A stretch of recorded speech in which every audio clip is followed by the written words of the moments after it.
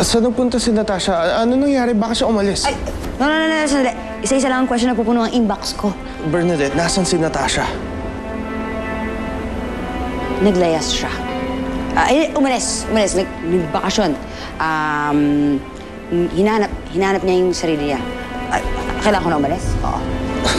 Teka, Bernadette, Sorry, out of coverage area.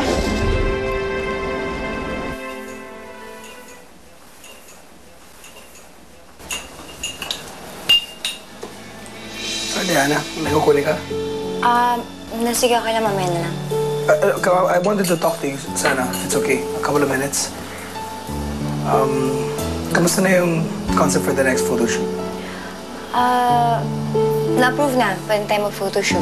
Kaya gusto ko sana i-review yung concept eh. Do you mind pass by my office so we can discuss it? Actually, si Rona siya yung may alam ng concept kasi siya yung gumawa. So, papuntahin ko lang sa office mo. Okay lang? Thank you. Excuse me. Thank you.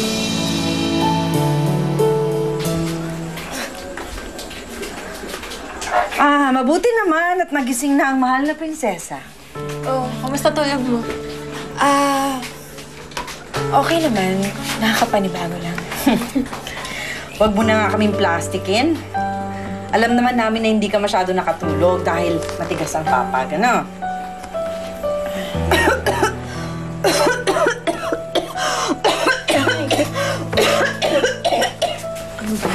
Bebe, kunin mo yung gamot ko dun sa lata.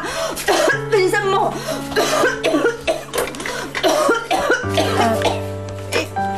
Nay, ubos na po pala yung mga gamot niyo dito eh. Tingnan.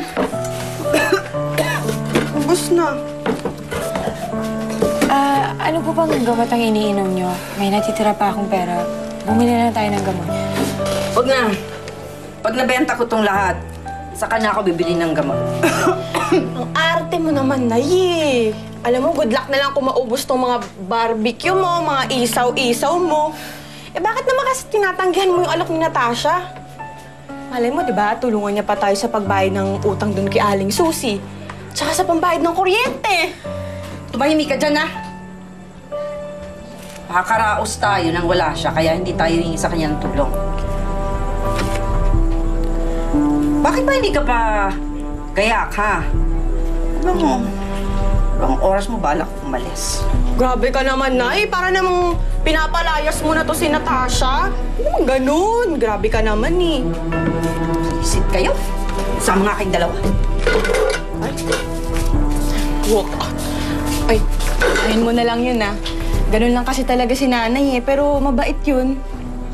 Pero kapag tinotopak, eh, makakarinig ka talaga ng mga karinyong brutal. Ebeng? Ebeng? Natasha, teka lang. Ebeng? Oh.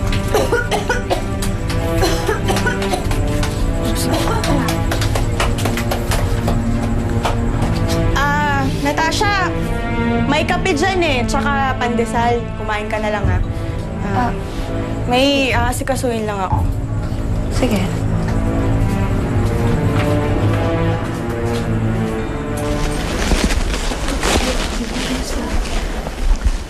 Diana, perfect.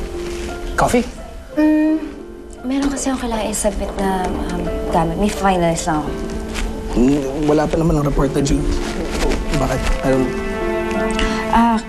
Kasi gusto ko na sana siyang i-submit para wala na akong iniisip eh. Diana, iniiwas mo pa ako dahil sa mga sinabi ko sa'yo. Inigo, sa tingin ko mas makakabuti kung maging strictly professional lang ang tulong natin sa isa't isa. I don't understand why. Sa tingin ko, hindi na dapat tayo magkita sa labas ng opisina. Hindi na tayo dapat mag-usap tungkol sa mga problema ko. Sa tingin ko, mas makakabuti yun para sa atin. Itutulong kitang boss at ako naman yung empleyado mo. I'm sorry, Inigo, pero malinaw naman yun, di ba? Excuse me.